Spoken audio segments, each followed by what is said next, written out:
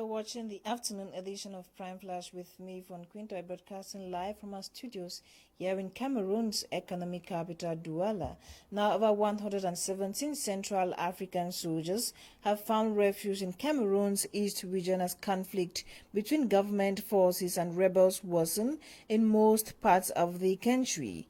According to military officials in the east region, where the soldiers arrived on December 23, the latter have been disarmed and taken to a safe location where they are taken care of. Apart from the soldiers, reports say at least 1,600 Central African citizens have crossed over to Cameroon fleeing violence between government forces and rebel militias in most parts of the country.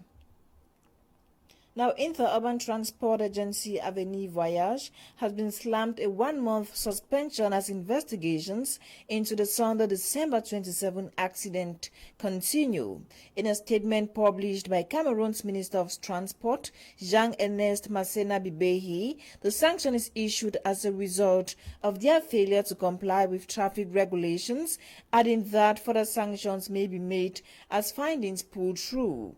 It should be recalled that Avenue Voyage Inter-Urban Transport Agency was involved in an accident at Pont Normal in Dikinimiki subdivision with over 39 deaths registered. And the official mascot of the 2020 African Nations Championship, Tara, is currently in Douala littoral region of Cameroon ahead of the competition, which kicks off on January 16, 2021. After a similar exercise in the nation's political capital at the multi-purpose sports complex chaired by Sports and Physical Education Minister Professor Narcisse Mwelekombi on Monday, Tara is in the littoral region for a similar tour. After Douala, Tara will proceed with Limbe and Buea, southwest region of Cameroon. Now, Prime Minister, Head of Government Dr. Joseph Dion-Gute, personal representative of President Paul Biya, has inaugurated a newly constructed building and headquarters of the National Institute of Statistics in Yaoundé. The 10-story building constructed beside the Yaoundé Municipal Lake cost the government of Cameroon close to 13 billion CFA franc.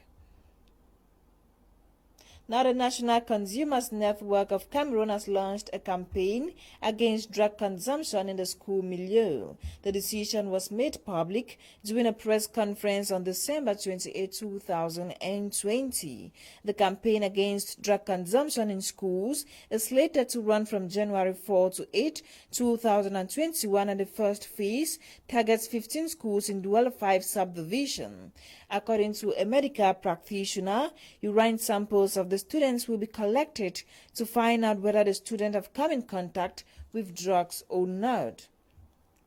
And Cameroon's international striker Njoya Ajara has presented trophies acquired with her Norwegian Vålerenga club during the 2019-2020 season to President of the Cameroon Football Federation. She was received at Fecafoot headquarters in Tinga, Yaoundé, yesterday, December 28, 2020. The indomitable Lioness has been outstanding during this season and ended up as top scorer of the 2020 Top Syrian Women's Championship in Norwegian after her club Vålerenga beat Anna Bochno 4-0, and in all appearances the female striker scored 10 goals. Now, a leading scientist who identified a new coronavirus variant in Nigeria has cautioned against comparison with new strains found in South Africa and the UK. Christian Happy, head of the African Center of Excellence for Genomics and Infectious Disease in Nigeria, said more studies were needed to see whether the country's new variant was linked to a recent spike in infections. Nigeria's new strain was found in 2 out of 200 samples collected between August and October 2020. Now, South Africa has announced tighter restrictions once again to combat the increase in coronavirus infections driven by a faster spreading new variant. Among other restrictions announced, late on Monday, indoor and outdoor gatherings will be banned and a curfew will be enforced from 9 p.m. to 6 a.m. and only workers with permits, including medical and security personnel, may move during the curfew. President Cyril Ramaphosa also announced that non-essential establishments, including shops, restaurants, and all cultural venues, must close at 8 p.m., while the sale of alcohol and on-site consumption of alcohol has been restricted. According to authorities, the new rules will last for 14 days.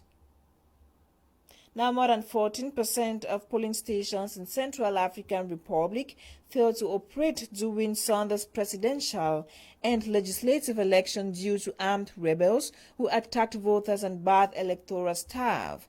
According to the Electoral Commission, about 800 out of 5,408 polling stations nationwide did not open, while in some localities voters were brutalized and electoral staff forbidden to deploy on the ground.